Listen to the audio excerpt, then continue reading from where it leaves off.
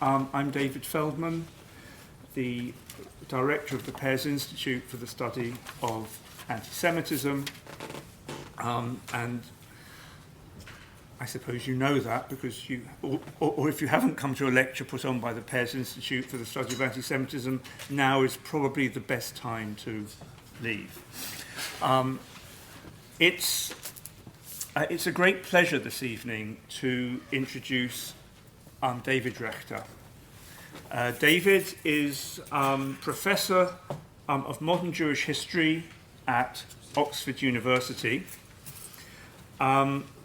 His first book was The Jews of Vienna and the First World War, and more recently he has published Becoming Habsburg, The Jews of Austrian Bukovina, 1774 to 1918. As you will note from that, he was really a pioneer writing about Jews in the First World War, doing so before the centenary activity got underway. So I'm especially, it's an especial pleasure to introduce him here this evening and to invite him to talk about trauma on the Eastern Front, European Jews and the First World War. Thank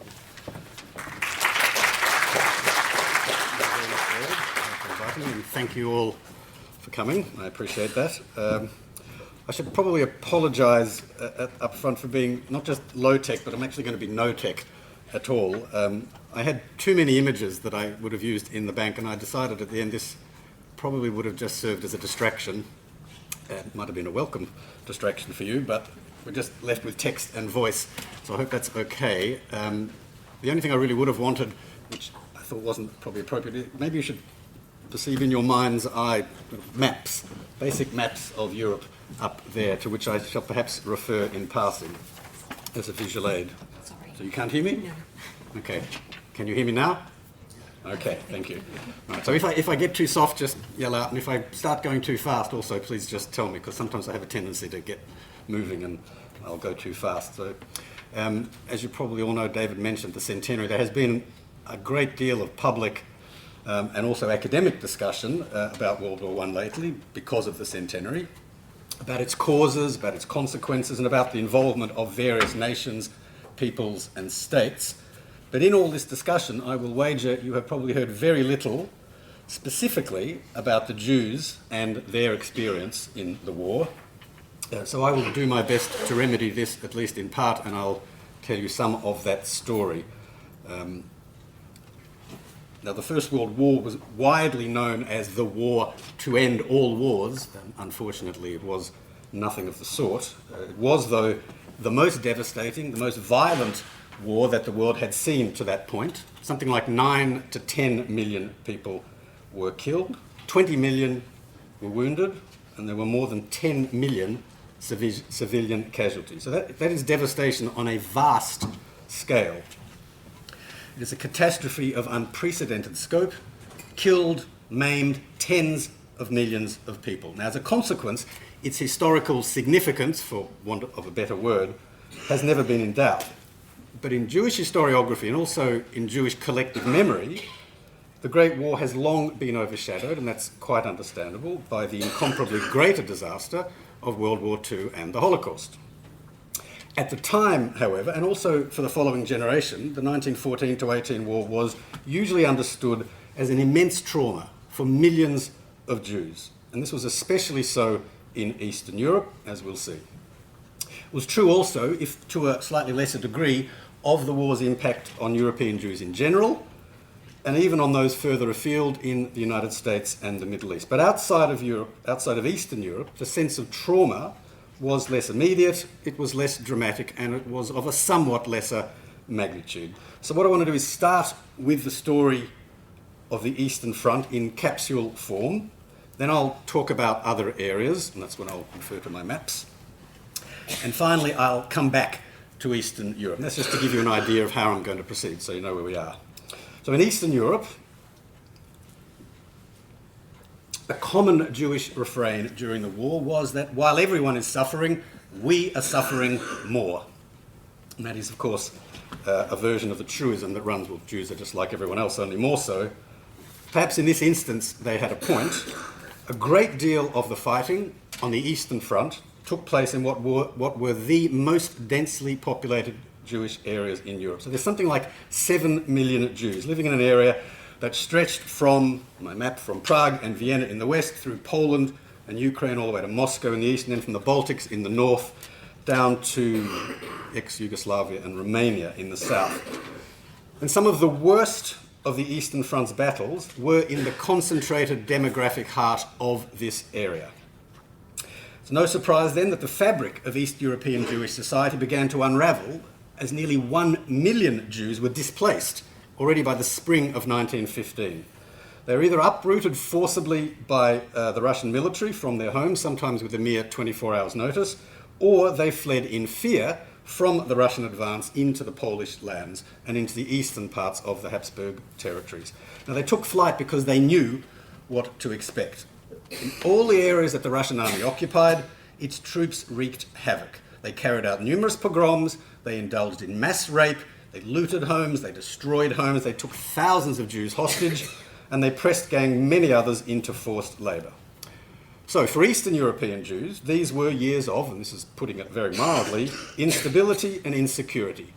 Its leaders were scattered, its institutions ceased to function, and hundreds of its towns and communities were decimated. But even the armistice of November 1918 did not bring an end to this Jewish misery. Winston Churchill is said to have remarked at this time to the British Prime Minister, Lloyd George, said, "The war of the giants has ended, the quarrels of the pygmies have begun." Now, he was primarily referring here to conflicts between Poles, Soviets, Ukrainians and Lithuanians, so not pygmies.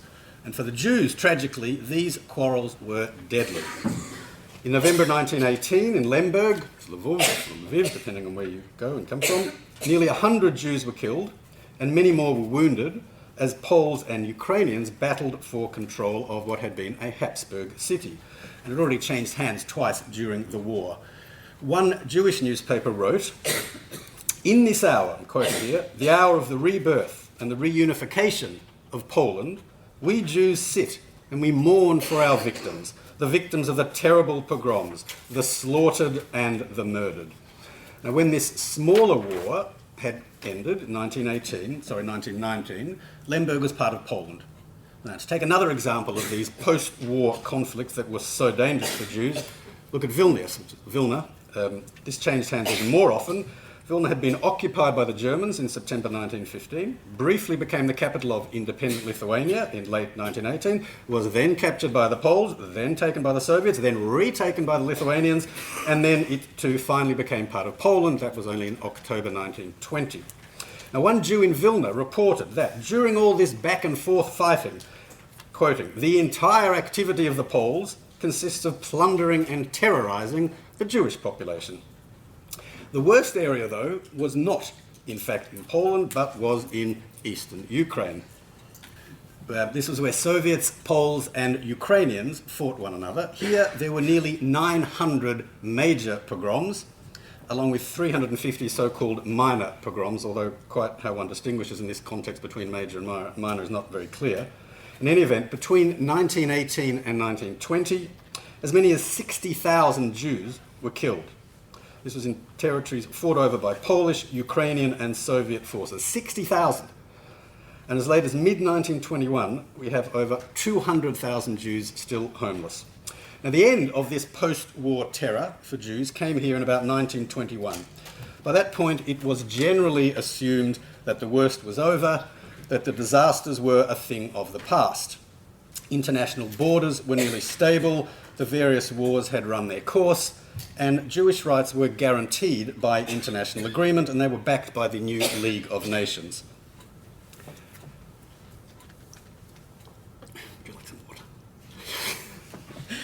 Okay, so that's a Cook's tour of the Eastern Front, and I'll come back to this area later on.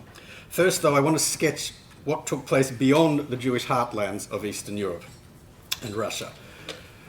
So let's start with Jewish Jewish society in Central and Western Europe. Here, the war's impact, as I said, and this is in relative terms, was less abrupt, less intense, and the larger meanings emerged only gradually from the cumulative effect of the experiences of the war years.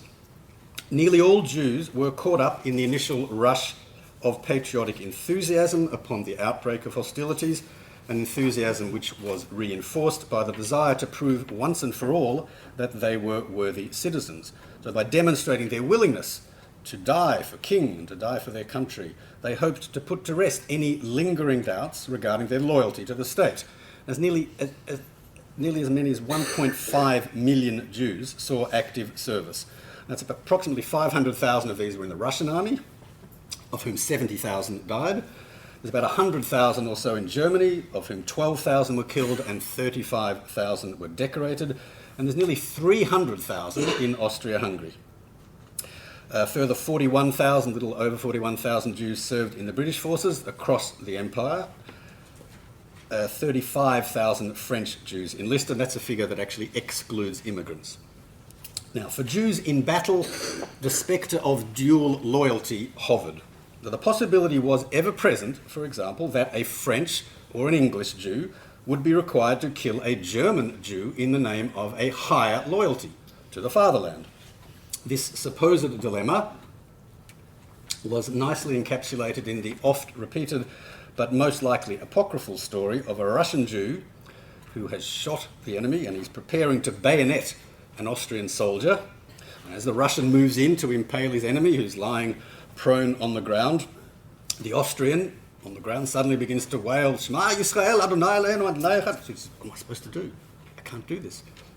Now, that, I think, is probably not true, but whether it's true or not, the anecdote serves to highlight, because it was a very widespread anecdote, it serves to highlight in acute form this issue of loyalty for European Jews who found themselves on different sides of the war. Now, in England, for instance, this was home here by 1914 to more than 100,000 recent Jewish immigrants from Tsarist Russia. Many Jews were, understandably, reluctant to fight alongside the Russian army. This was Britain's ally. Just before Britain's declaration of war on Germany, Anglo-Jewry's establishment mouthpiece, this is the Jewish Chronicle, of course, expressed the view that, quoting, sympathy for both sides was in order. This kind of even-handedness had only a very brief half-life. Here in England, like everywhere else, the Jewish elites were vociferous in quickly aligning the Jewish cause with that of the nation at large. The Jewish Chronicle, for example, abruptly changed its line once the fighting commenced, famously announcing that, quoting, England has been all she could be to Jews, Jews will be all they can to England. Now, when conscription was introduced at the beginning of 1916, Russian-born men, that's about 25 to 30,000, they were initially exempted, but then in the summer of 1916, the government decided that these aliens who declined to serve faced repatriation to Russia. And as a result of this, because some of them did in fact decline to serve, a few thousand Jews were soon deported. And notwithstanding the anti-Jewish riots in 1917, both here in London and in Leeds, which were two major centres of the Russian Jewish immigration, anti-Semitism remained a minor issue here in Britain. At no point did it assume the dimensions and the intensity of its continental counterpart. Let's look at France. In France, too, Jews rallied to the flag, loudly proclaimed their patriotism. In the very first week of the war, the Federation of Jewish Societies, this is an organisation representing the Eastern European immigrants, rushed to assert their identification with their new homeland. The Federation announced, quoting, if we are not yet Frenchmen in law, we are so in heart and soul, and our most sacred duty is to put ourselves at once at the service of our great and noble nation in order to participate in her defence. Even though some 10,000 foreign-born Jews in France enlisted, the government was apparently not persuaded of their absolute devotion. Anxious about potential treachery, it prohibited the use of Yiddish in all private correspondence. And nor was the state-approved Jewish representative organisation, the Paris Consistoire, they were not convinced also. They advised the immigrants, if at all possible, to avoid speaking Yiddish outside the home, lest this arouse public hostility. Now, for the Jews of France, the tale of the chief rabbi of Lyon, Abraham Bloch, symbolised their participation in the so-called sacred union of the French nation that had been created by the war. With an almost too perfect symbolism, Rabbi Bloch was killed, and just picture this, the rabbi was killed while carrying a crucifix across a battlefield to a wounded Catholic soldier. Perfect. Now, acceptance was to be the reward for this kind of sacrifice. The anthropologist Robert Hertz, a pupil of Durkheim, the son of a German-Jewish immigrant, wrote to his wife in early 1915 that he hoped his war service would spare his son what he remembered as the, quoting again, torment that poisoned many hours in our childhood and youth. His son would not need to ask, as he had, "Am I French? Do I deserve to be?" Hertz's son instead would be able to boast, "My father was there, and he gave everything to France." And indeed he did. Hertz was killed in battle at the front in April 1915. We can see the same kind of anxiety regarding loyalty, belonging, contribution to the war effort in Germany. At the war's beginning, Kaiser Wilhelm declared, "I no longer recognise any parties or confessions. Today we are all German brothers and only German brothers." This generous, this inclusive rhetoric aroused enormous expectations among German Jews. In August 1914, a Zionist weekly wrote that German Zionists would, as good German citizens, joyfully fulfill all demands made on property, life and blood. And the Orthodox press, the Orthodox Jewish press, this circle, if you like, was squared by calling the war both Jewish and holy. Useful. But this Jewish optimism did not survive long, battered at first by a torrent of anti-Semitism and then comprehensively undermined by the so-called Jewish census of October 1916. And this was an inquiry launched by the German War Ministry to investigate rumours that Jews were either shirking their military duty or, if they had been drafted, they were scheming to stay well behind the front lines. Equally bad, they were said to be profiteering and speculating in the war economy. These were standard anti-Semitic slurs, but they had gained considerable traction during the first 2 years of the war, and this really made a mockery of the Kaiser's promise of what they called an internal truce in the empires, in the country's domestic conflict. Now, that the government took these accusations sufficiently seriously to mount a full-scale investigation in the middle of the war greatly unsettled the Jewish public, and it profoundly shocked the Jewish soldiers who were at the front. It was perceived as a grievous insult, and it was also an unwelcome reminder of the strong tradition of anti-Semitic sentiment which was existing in the German military.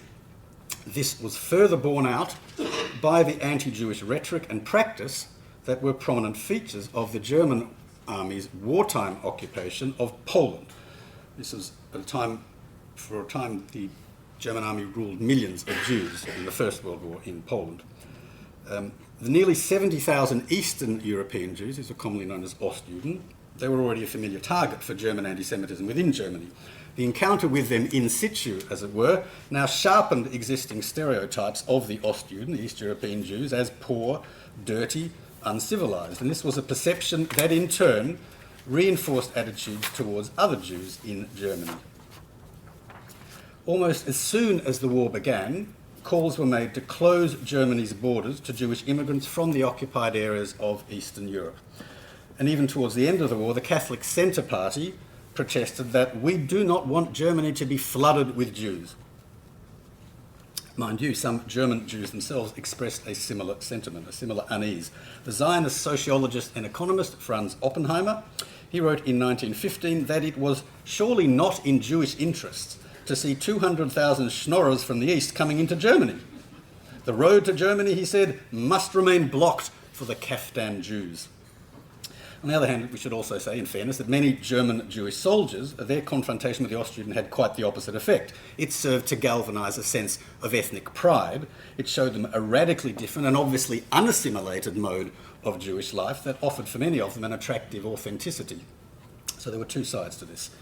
Now, by late 1917, the extent and the force of German anti-Semitism was such that the largest and the most influential liberal German Jewish organisation, this was an organisation called the Central Associations of German Citizens of the Jewish Faith, and the name tells you all you need to know about their priorities, they warned in alarm that we Jews face a war after this war.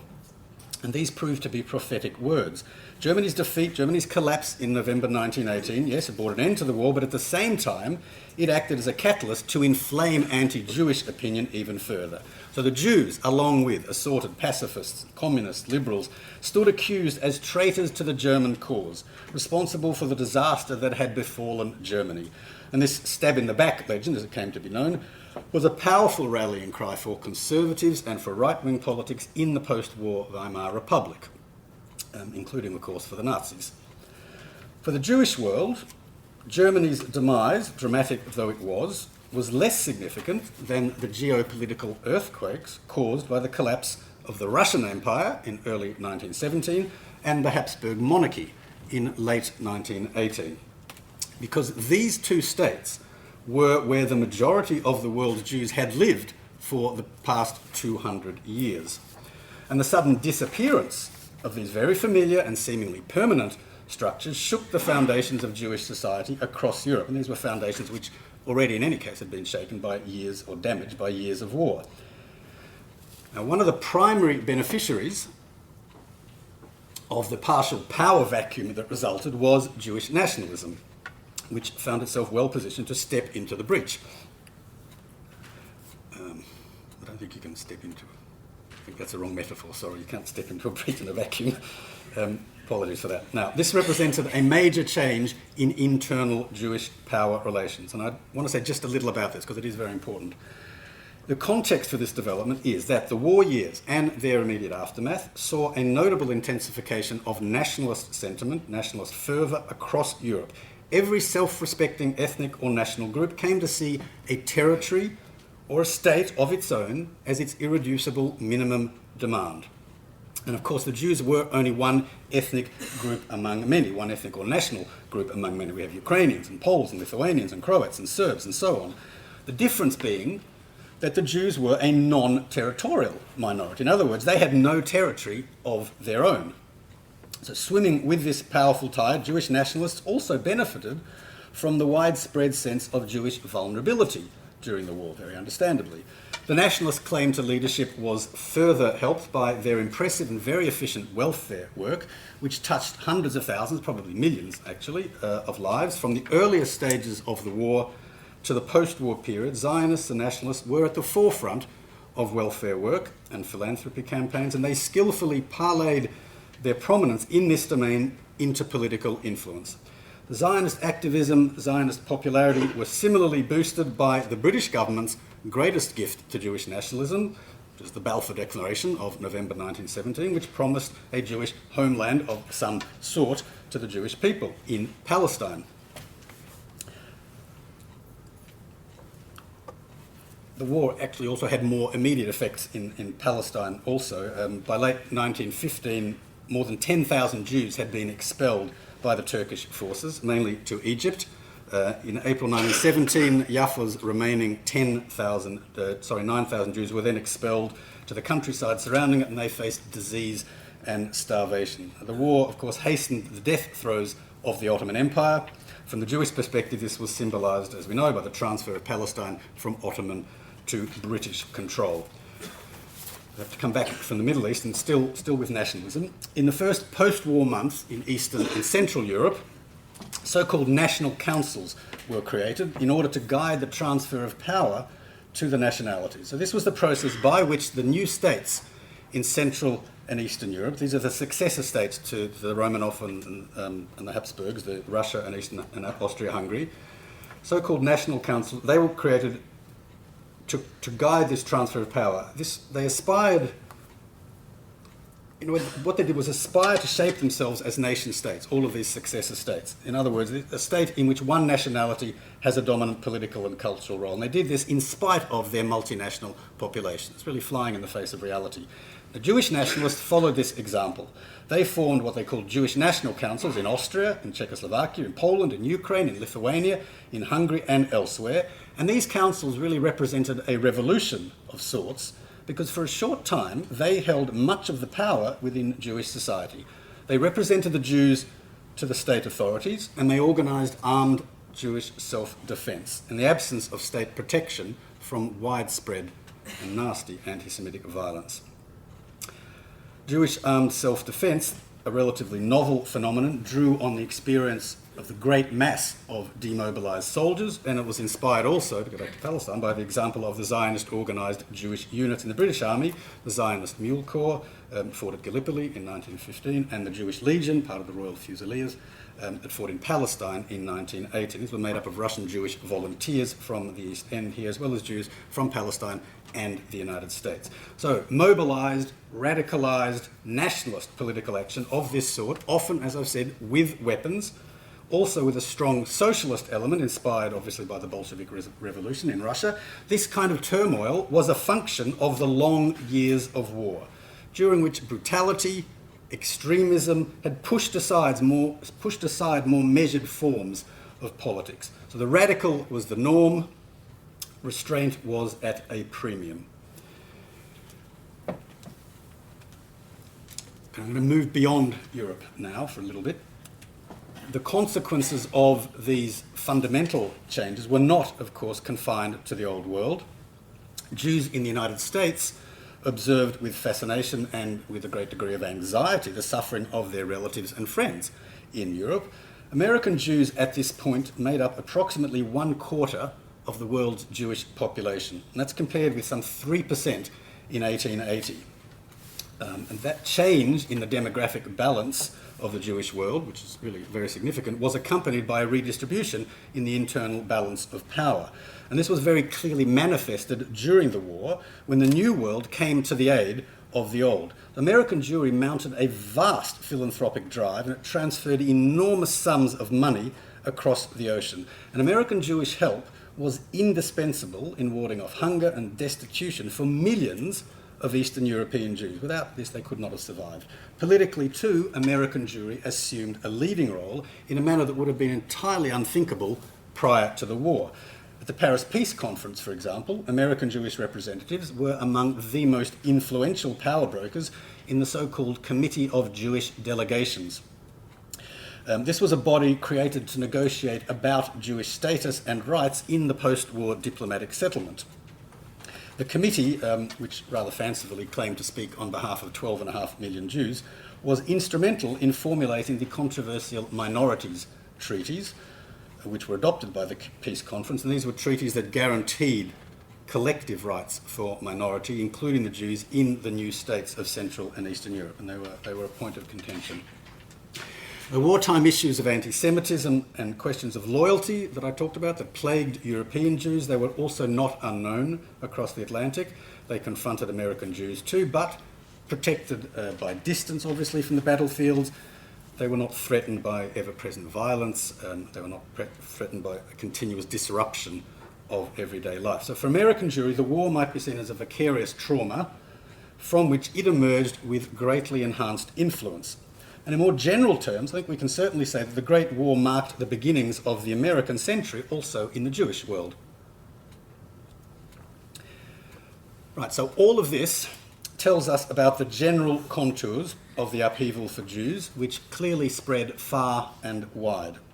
And what I want to do now is return to the European East to offer a little detail to show how some of these larger themes played out. And I want to use the Habsburg monarchy to do this, where around 2.3 million Jews lived at this point. I'll do this as a kind of case study.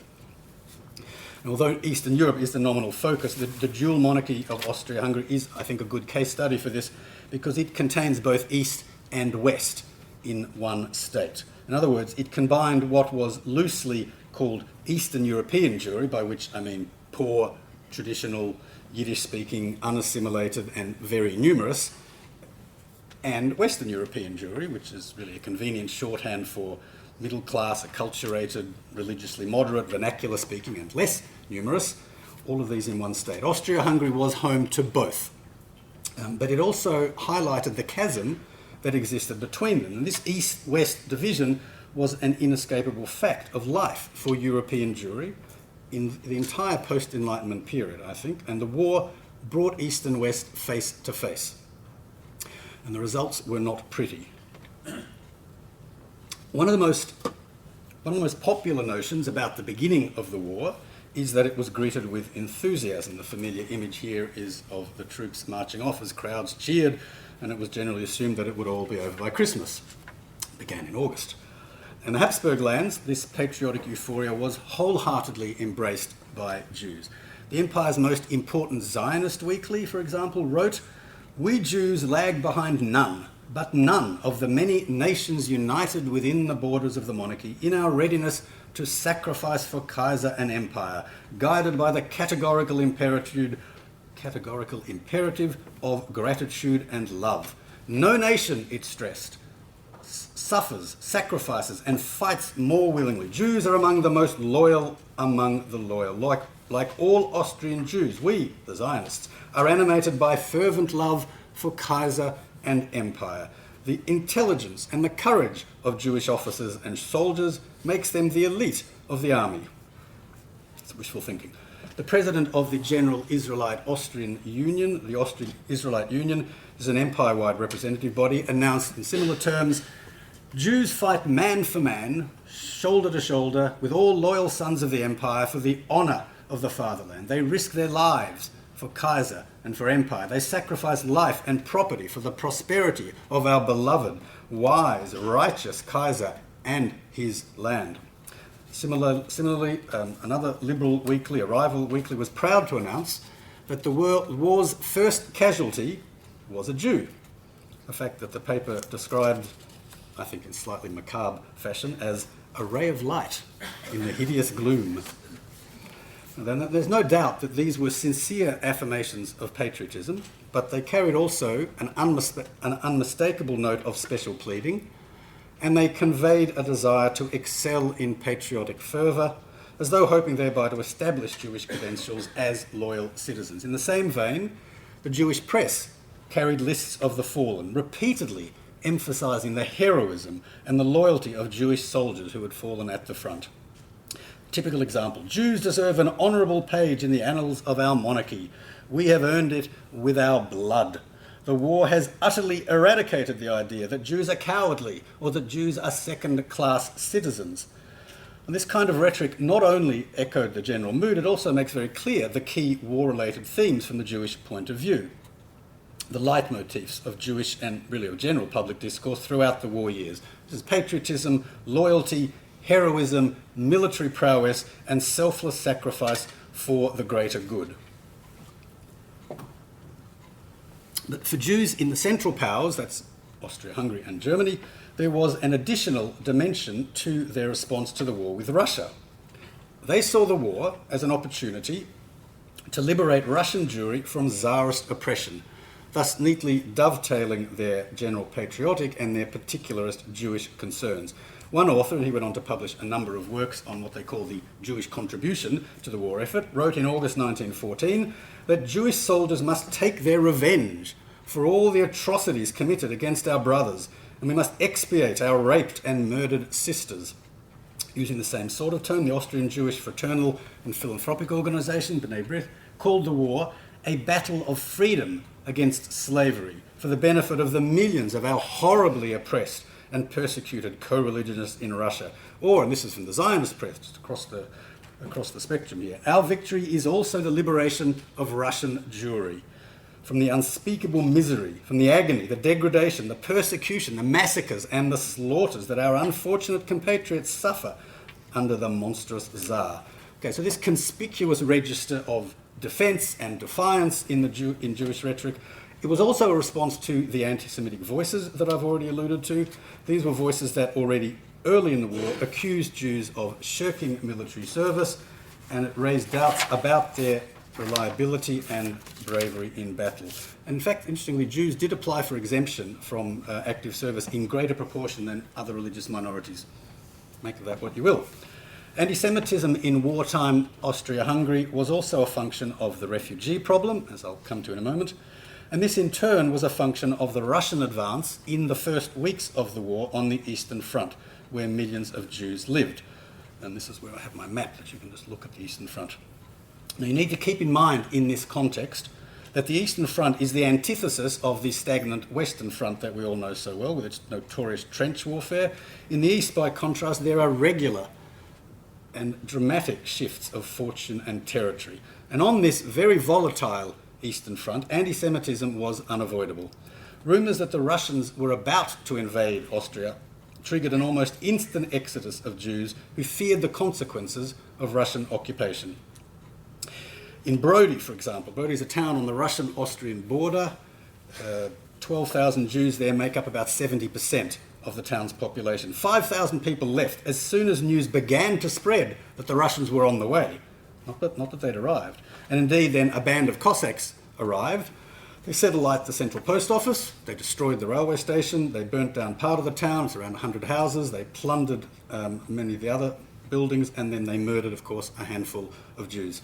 Similarly, many Jews fled from nearby Chernovitz. This is the capital of the province of Bukovina. It's 20 miles only from the Russian border. It's very close. Chernovitz changed hands no fewer than 6 times between September 1914 and August 1917, by which time fully half of the city's population had either fled or been expelled. In 1914, thousands left even before the arrival of the Russians. They left alarmed by the rumours of threatened plunder, kidnapping and murder. And as the Russian army moved quickly through Galicia and Bukovina, the eastern areas of the Habsburg monarchy, that is precisely what it unleashed. Almost everywhere, the arrival of the Russians signalled the outbreak of an orgy of anti-Jewish violence. As if burning, looting, raping were not enough, in many cases they also expelled Jews en masse from towns and villages. Particularly this was so in eastern Galicia. Tens of thousands of Jews are expelled, brutally driven out from their homes and their towns and their villages. Perhaps the best and certainly the most detailed and the most harrowing account, first-hand account of the Russian invasion and occupation was composed by a Russian Jewish activist, an ethnographer, a man called Ansky. He was a pen name for a Yiddish writer called Shlomo Rappaport. He's the man that wrote the Dybbuk later on. Ansky recounted lurid tales of Russian abuse. Troops humiliating Jews by forcing them to ride naked on pigs, Cossacks manhandling the corpses of Jewish babies. In every corner, he wrote, reigned the fear of death. Now, the Austrian army was not blameless in this either, although its depredations were certainly not on the same scale as the Russians. During its retreat from Galicia, the Austrians conducted a scorched earth policy. They razed hundreds of villages and they expelled thousands of Jews whose homes were then looted, both by troops and by the remaining locals. And the consequences of this extended period of chaos were devastating for the Jews, and this was true not just in Galicia and Bukovina, but also in many parts of the Polish lands and Ukraine. So the breakdown of government, the breakdown of administration, along with the simultaneous crumbling of Jewish institutions, deprived Jews of support networks and exposed them to physical violence, to economic ruin and to famine. This was indeed, as Ansky rightly called it, a catastrophe. And it's worth noting, in the interests of context and comparison, that the Jews were not the only targets of Russian cruelty. Ukrainian religious, cultural, educational institutions were harassed. They were closed in eastern Galicia, and in Ukraine, Germans were singled out for abuse and expulsion in the Baltics and also in the Volga region. But the Jews certainly had a case for claiming that they were targeted for, by far, the harshest treatment, which really chimes with what I said earlier about that widespread Jewish perception that everyone is suffering, but we are suffering more.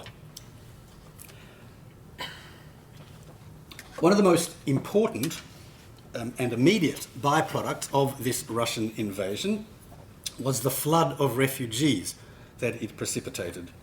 Within a couple of months, an estimated 400,000 Jews had headed west. This was part of a general refugee tide of several million people, Jews and others, obviously.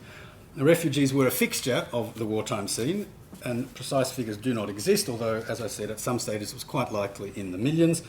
In addition to Jews, others were displaced in Russia and Eastern Europe, and also, for example, from the Adriatic coast, northern Italy, and from Belgium.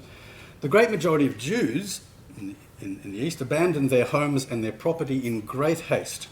They fled by foot or by train or cattle wagons.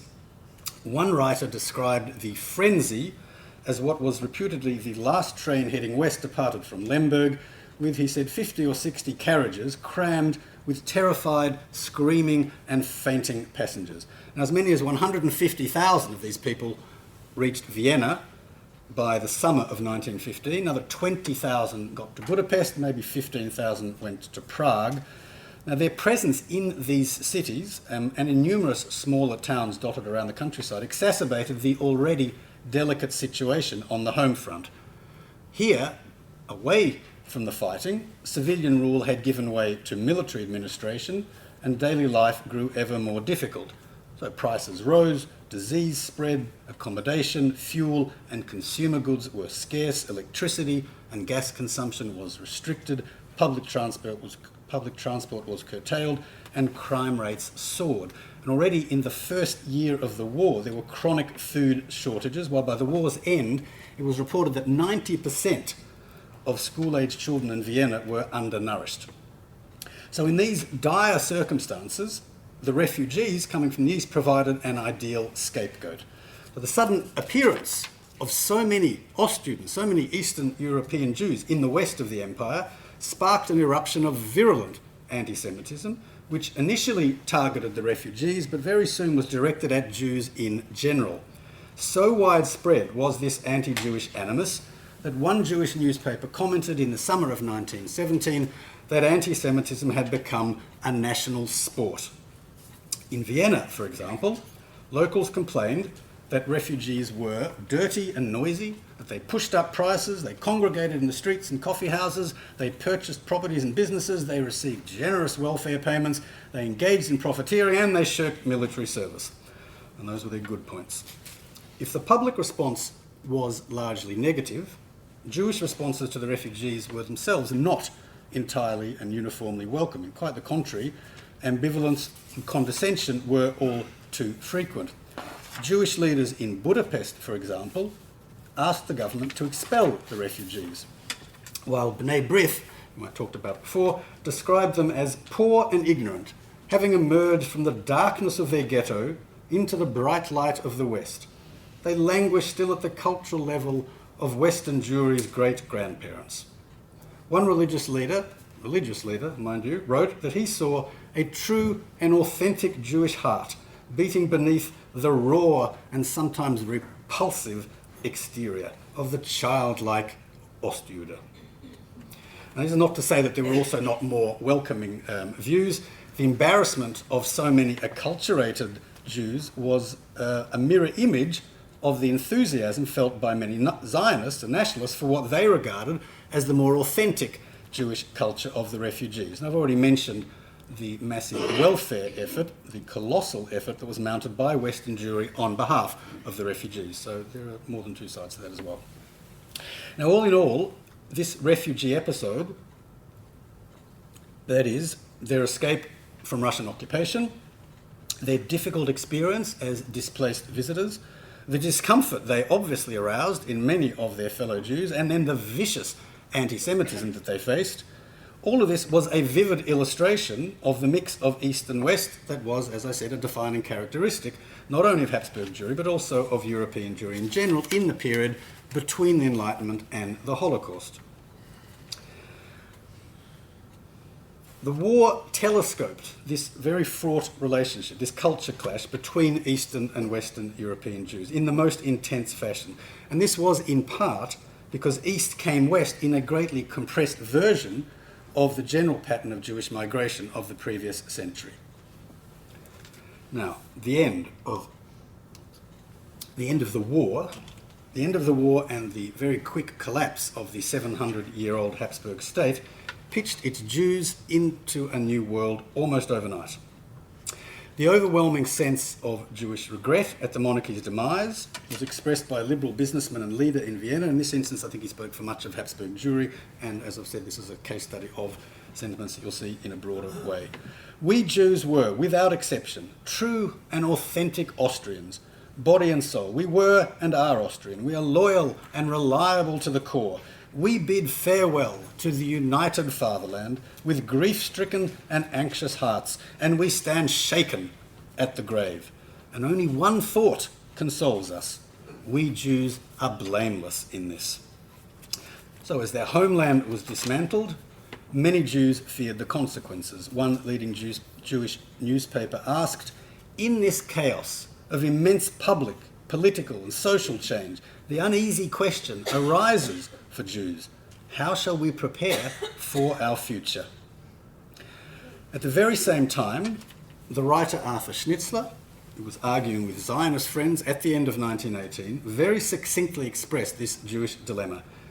Defining himself as an Austrian citizen of Jewish race, note the word, and German culture, he asked, who shall decide where I belong?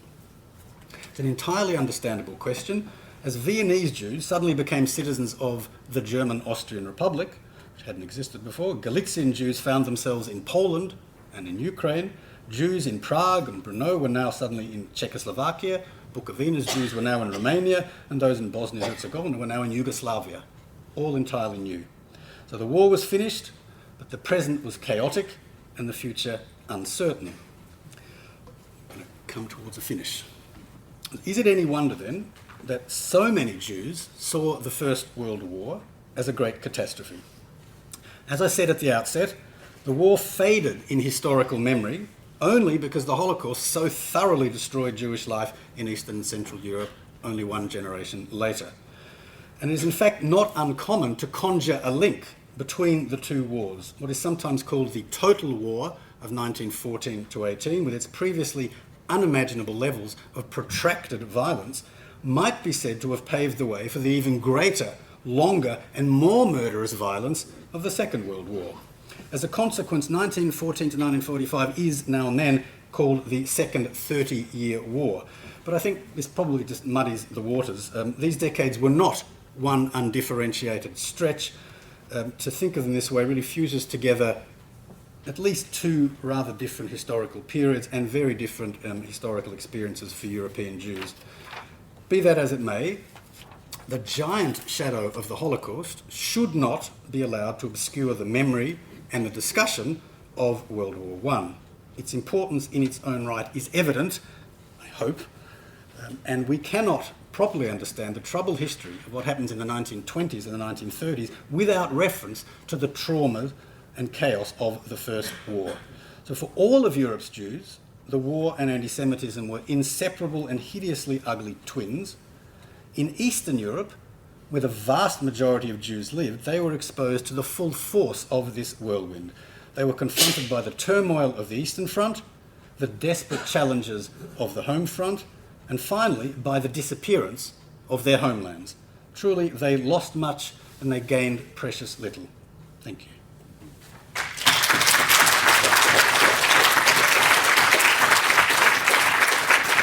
Before our speaker speaks and addresses us, I have a quiet word with them and say, you will be happy taking questions, won't you? And I think it's best if you chair your own questions rather than having me up here orchestrating it. But I forgot. So rather than having a quiet word with him beforehand, I'm having a public word with him now. Is that okay, David? No, absolutely not.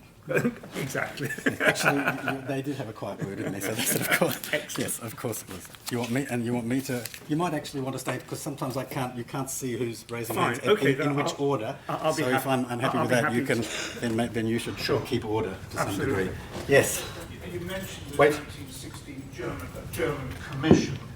My recollection is that it came to the conclusion that the percentage of Jews who signed up and volunteered, who went to the front and who died at the front was statistically the same as amongst ordinary Germans. Or better. And therefore, in some places more Jews turned up and died, in other places it was the reverse. But the important is surely am I not right that report was completely suppressed?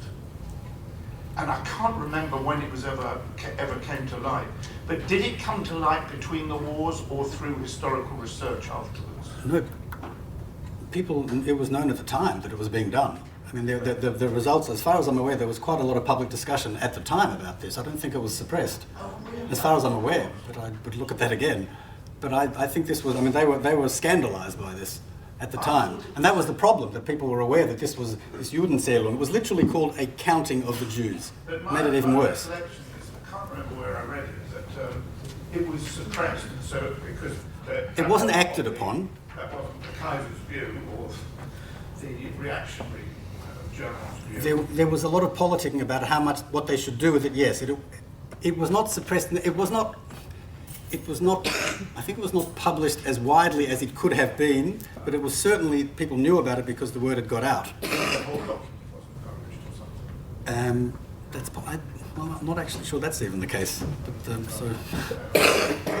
There's another question. Yeah, I just wanted to react to this because, as far as I know, the results were not published at the time, and this basically fueled these suspicions about Jews not having come up for military service. Yes, the parts of the positive results were not widely distributed. That is absolutely true. But the fact that it happened was certainly widely published, and some of the information got out. Yeah. But you're certainly right. If that was your question, that's true. The idea that they wanted to get across was that the people that put this on was that, of course, the Jews were shirking their duties. So the fact that the figures came back not reinforcing their view was not something they wanted to convey. That's true, yes.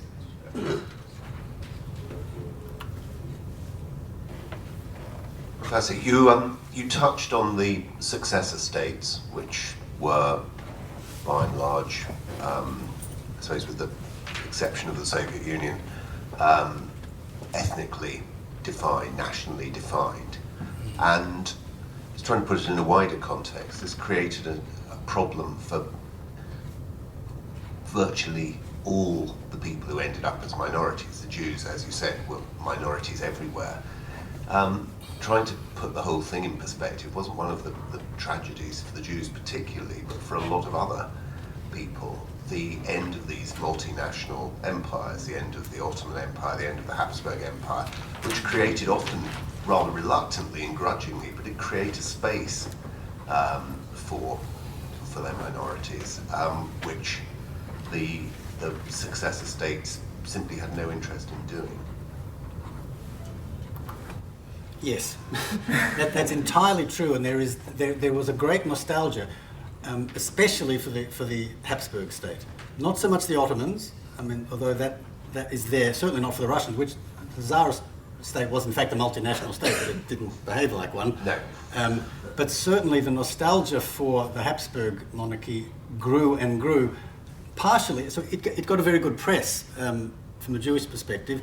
Partially that is a result of the comparison. I mean, the yardstick for comparison is the pretty miserable experience of the 1930s, especially, once that comes. And then 1940s, we have devastation, annihilation, extermination. So a multinational monarchy, which, as you rightly say, created some space for people, comes out looking very, very good in that sense. So there's in fact a cottage industry of nostalgia for the Habsburg state. And interestingly, the academic world is, in a way, partially catching up to that now.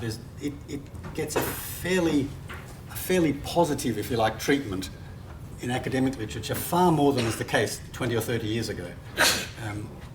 It's not entirely correct, but yes, I mean, it was certainly preferable for most people, I think, than what came afterwards. Thank you. Could you just explain a bit more about the link between Zionist leaders and patriotism for the European land? I mean, to what degree were they was there any tension for them between the fact that they were very clearly after a land to defend, I suppose, in its own right, with this kind of stated, very explicit commitment to this land? Was it?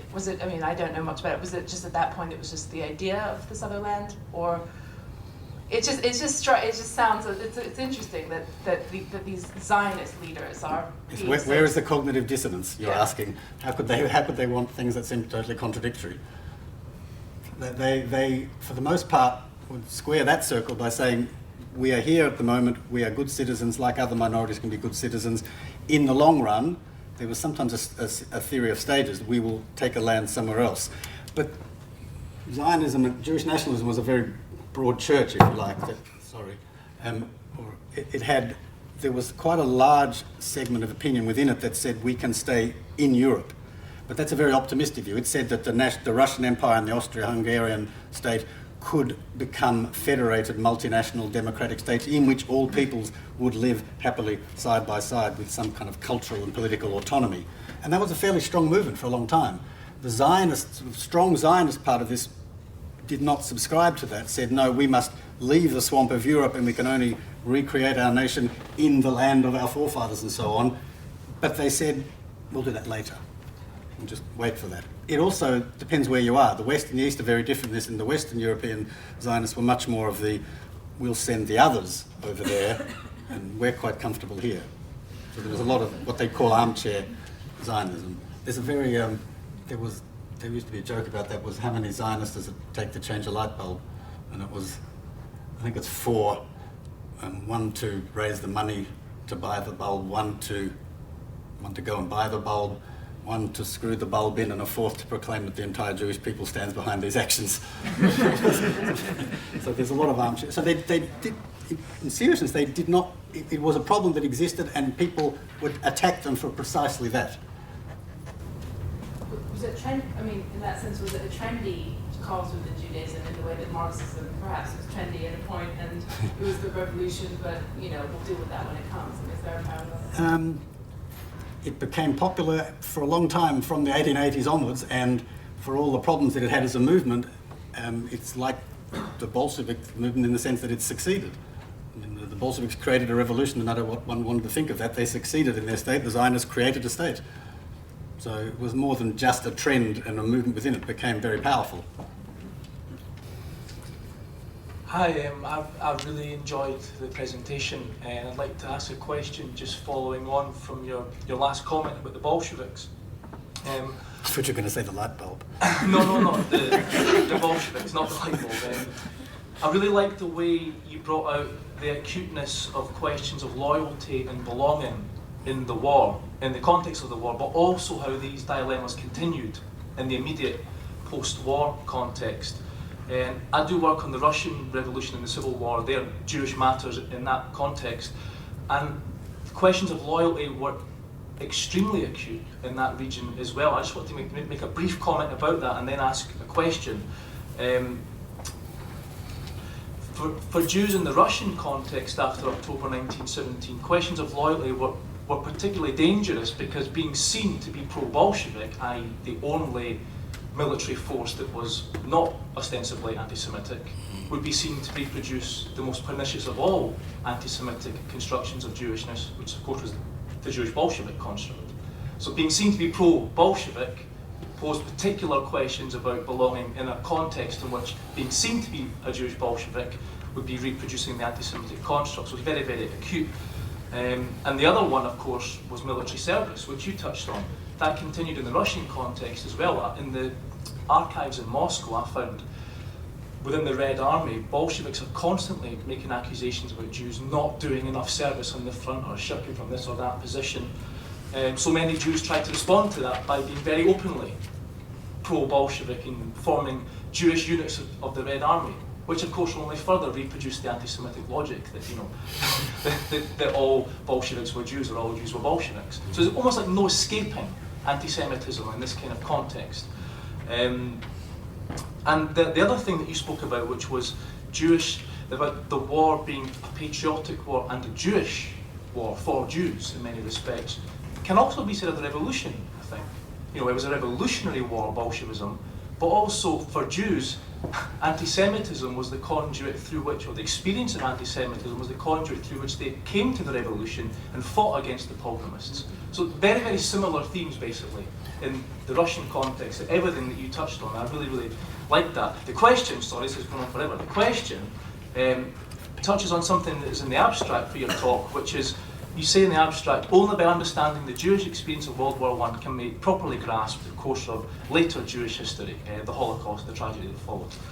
So my question is, how do you do that without the danger of backshadowing, that is reading into the pre-war Jewish lives what came after, understanding Jewish lives in the First World War through the prism of what came later? Are there not dangers of perhaps presentism and backshadowing and so on and so so on and so forth. So how do you avoid those dangers in accounting for the Holocaust that came later, but not only understanding pre-war Jewish lives through what came later? That makes sense? You don't really Sorry for the extremely long... No, that's a question that can't be answered. I mean, that's always the question. You can't avoid the backshadowing, but you must avoid the backshadowing. We can't write about what happened in the Holocaust without knowing what happened before, but we mustn't do that. And you are caught. There is no escape, as you said. If you wrote the history of, if it had all finished in December 1941, November 1941, and you wrote the history of that happened, the Holocaust hadn't happened, but everything that happened before did. And the only reason it hadn't happened was because of the contingencies of war. So that's at the point at which it changes. You can't do it. But in a way, my point was more that what happened in World War I has been ignored for so long. David mentioned that when I did that originally, nobody had thought about it. And people didn't think about it. Now a lot of people think about it, but it still is very much overshadowed. So it's backshadowed, overshadowed. But the First World War doesn't have its place in the historiographic sum for the Jews, whereas it's interesting for everybody else. You can't get enough about the war. I mean, you can't read what you can read about. There's just too much there. That is not the case for what happened for the Jews, and yet it is an incredibly significant event for the Jews. So you're right. How do we avoid it? We are very careful and we pay attention to both sides of it, and I think we can't, to a degree, avoid it. We are where we are. And the issue you mentioned about loyalty is very right. There was no escaping that, but there was also, for quite a time, I think, a large segment within that part of Jewish society thought that you could have both sides, thought that you could be properly socialist or communist, and you could also be revolutionary Jewish. And so it comes, the point at which that became difficult, for example, there's a group called Poalet Zion, the Workers of Zion. The Poalet Zion had, as all these Jewish parties, they had Poalet Zion regular, then they had Poalet Zion left and Poalet Zion right. And Poalet Zion left, which was the more schismatic segment of it, wanted to join the Communist International. Straight after the war, and the Communist International said, why on earth would you join us? You can't be a national, we're an international group. So they're trying to juggle, on the one hand, their particularist nationalism, which they didn't want to dilute themselves of, with, I think, a very, very intensely held internationalism. They thought for a while, and the Soviet revolution was proof it could be done. The disillusionment came, but for many people it didn't come for a long, long time. I mean, people believed into the 50s and 60s, and that's in the face of an overwhelming amount of evidence that people didn't want to see. So, yeah, there's no escape from it, and there's no loyalty. In fact, there was some of the Jewish communists at that time from that era that had to decide at a certain point, who had been living, I think, in Palestine. I found a group of these who then, in a sense, went backwards and decided, well, we'll go to Russia, because that's where we're going to give away that part of it, and we're going to go with the revolutionary part of it. So they went to live in Russia. And I think almost to a man and woman, they were liquidated. You could make a very bad decision.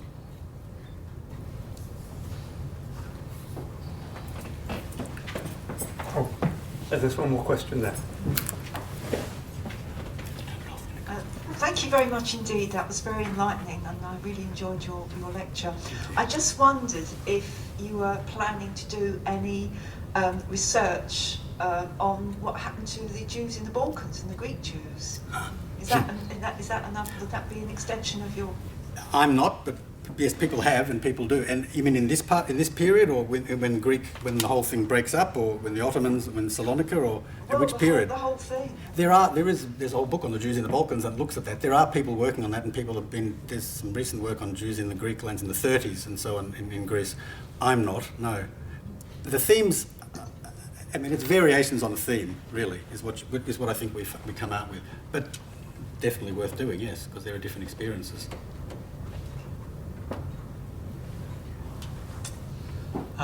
You referred to National Jewish Armed Defence in the successor states. Can you elaborate on how that actually manifested itself? Was there actually fighting? Yes, there was. There was a number of heroic attempts at this. In the immediate, right at the end of the war, for example, in November 1918 and up to January 1919, in Vienna, for example, that's the capital, there was total chaos. There were thousands of demobilised Jewish soldiers. The regular Jewish community authorities had disappeared. They didn't know what to do. The Zionists and the Nationalists and the demobilised soldiers organised themselves into Jewish units. they still had some of their weapons, and they got more, and they patrolled the streets. And they, in fact, went into the Jewish area, into Leopoldstadt, which is a very heavily populated part of Jewish Vienna, and they kept order. And they wrote about it, and they wrote diaries about it, and there was press reports about it. And this was replicated in a number of places, also in Hungary, which was very surprising. It's a short-lived phenomenon because, in a way, it can only be, and that's not just for the Jewish case, the state, which has the monopoly of power, is not going to let, once it's established itself, isn't going to let people run around with weapons. Except maybe in eastern Ukraine, because that goes on today even. That's plus ça change. So there were a number of cases across Central Europe, and it was the first time for a very long time that had happened. I couldn't find many examples previously that had happened. There was some in 1848 actually, but the different kind of weapons. But they did have some arms, some armed Jewish self-defense, and of course there were Bundists and Zionists in the pogroms in Russia. But on a mass scale like this, with all the weapons that were available, for a few months at that point, yes.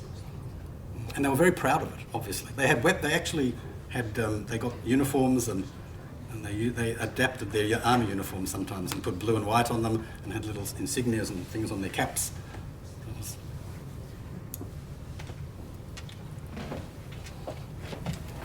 Well, if there aren't any more questions, I'd just like to take a moment or two to thank David. I mean, I really feel enormously, I'm in David's debt after this evening's lecture.